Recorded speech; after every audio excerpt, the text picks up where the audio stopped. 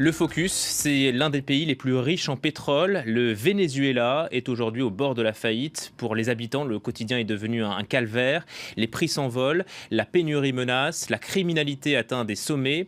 Et vous allez le voir, ces trois facteurs sont liés. Reportage Anne-Charlotte Iné avec Nicolas Oher.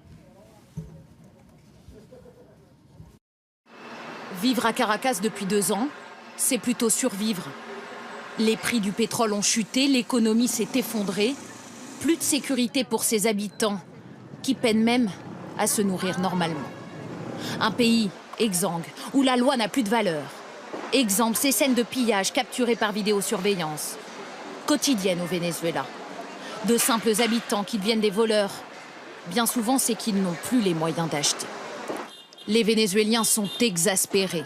Pour beaucoup, l'État n'a plus d'autorité. Alors certains décident de se faire justice eux-mêmes. Encore un qu'ils ont attrapé en train de voler. Cette foule, filmée par un amateur, vient de frapper violemment un homme qu'ils accusent de vol. Le voici à terre, blessé à la tête. Autour, les passants se massent, l'observent. Personne n'intervient, la foule est bien décidée à le lyncher. La police est absente. Il sera mis à mort, brûlé vif par la rue. Cet homme, c'était Roberto Bernal, 42 ans, cuisinier. Sa tante est encore sous le choc. Pour elle, c'est une exécution et les coupables courent toujours. Ces gens sont des assassins. Vous avez vu la vidéo? Moi, je l'ai vue. Tu vas me dire qu'on ne peut pas identifier celui qui verse l'essence, celui qui met le feu? Ils sont toujours dehors, je ne comprends pas. Depuis le début de l'année, les lynchages en pleine rue se sont multipliés ici à Caracas. Déjà 37 morts, autant de blessés, 74 enquêtes ouvertes. Mais les lyncheurs, ceux qui commettent ces violences, ne sont presque jamais inquiétés. Aucun d'entre eux n'a jusqu'ici été arrêté par la police. Bien souvent, ils n'avaient même jamais commis de crime avant. Ce type de violence, les lynchages, explosent dans des quartiers jusque-là réputés tranquilles. Los Ruices, résidentiels et commerçants, classe moyenne, pas particulièrement dangereux. Mais ça, c'était avant la crise. Aujourd'hui, Madame Pienso, qui a grandi là, il y en a eu un là, près de ce poteau, ne compte plus les scènes de lynchage auxquelles elle a assisté. Cette fois-là, c'était horrible. Des voisins ont attrapé un jeune qui avait tenté de voler. Ils lui ont donné des coups de pied dans la mâchoire. Moi, je me suis interposée, pas pour le défendre, mais pour empêcher qu'il le tue. J'ai pris des coups. Et le type, là, il est mort. Je dirais qu'il y avait plus de 80 personnes. Le plus incroyable, c'est qu'il y avait même des dames âgées qui le frappaient avec des manches à balai. Officiellement dans le quartier, tout le monde condamne ces actes. Personne n'admet avoir participé à des lynchages. Pourtant, Los Ruices a désormais son comité de vigilance. Eux ne lynchent pas, assurent-ils, mais se vantent de procéder à des arrestations citoyennes, plutôt musclées. Comme sur cette vidéo tournée dans un quartier voisin. Allez, cogne-le, fais-lui mal. Des habitants tentent de protéger ces voleurs présumés de la foule jusqu'à l'arrivée de la police. On veut pas leur faire de mal, juste les immobiliser au sol. Mais parfois, on les frappe aussi un peu. Je vais te dire la vérité, moi. Si quelqu'un vole mais n'agresse pas violemment, on l'attrape, il rend le téléphone, on appelle la police et là tout va bien. Si en revanche, le vol est commis avec violence, qu'il frappe ou agresse quelqu'un, on sait ce qui va se passer. La police va l'emmener, lui faire un petit câlin, et puis comme d'habitude, elle va le relâcher au bout de quelques semaines. Alors celui-là, oui, il y a droit, on le frappe. Maria Gabriela désapprouve, mais ne dit mot. Au Venezuela, beaucoup pensent que l'impunité règne pour les voleurs comme pour les lyncheurs. Alors le commissaire de police du district qui nous reçoit paraît bien dépassé par cette violence et tente de se justifier. Je crois qu'on peut dire que le système judiciaire de notre pays est saturé. Il s'est effondré et les effectifs de police sont en diminution. En 2011, nous étions 1250 policiers pour 600 000 habitants. Aujourd'hui, nous ne sommes plus que 715. Des lynchages symptômes d'une société malade.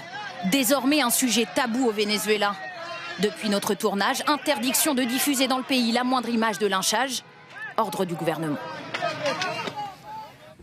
Et notre invitée Natalia Brendler, bonjour, merci d'être avec nous. Vous êtes directrice du groupe d'études politiques sur l'Amérique latine.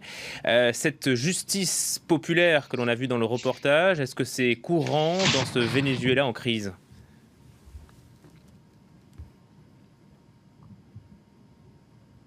Alors, est-ce que vous m'entendez? Natalia Brendler, est-ce que vous m'entendez? Alors, visiblement, un problème de son avec l'invité sur ce focus. Est-ce que vous m'entendez, Natalia Brendler?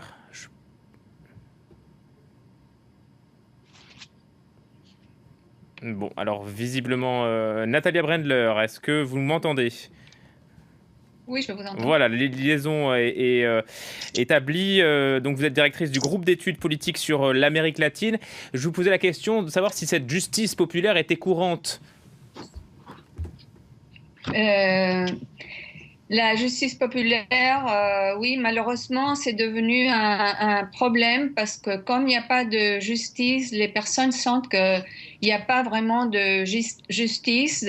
Donc, ils ont commencé à prendre la justice par la main, ce qui est vraiment un signe de la décadence et des problèmes très sérieux qu'il y a dans le pays. Est-ce que vous pouvez nous décrire le quotidien, les conditions de vie des habitants de Caracas? Oui, c'est une situation très difficile. En fait, les personnes ont dû apprendre à se protéger de l'insécurité qui frappe aux habitants de tous les secteurs, mais surtout aux habitants des bidonvilles où habitent aussi les malfaiteurs. Donc, il y a beaucoup de règlements de compte, entre guillemets, entre les gangs qui se tuent entre eux. Et c'est très fréquent d'entendre les gens dire il y a eu la dernière nuit un mort dans la rue à côté.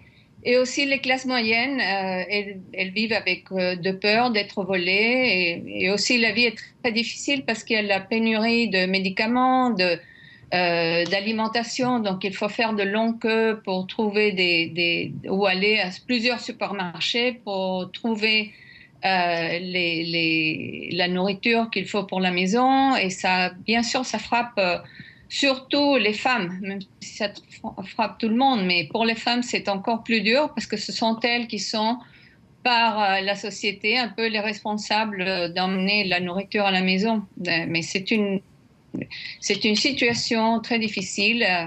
Les gens qui sont volés disent souvent « Dieu merci, je suis en vie, les biens on les récupère, mais la vie », parce que c'est la phrase, je pense, qu'on peut entendre le plus à Caracas, malheureusement.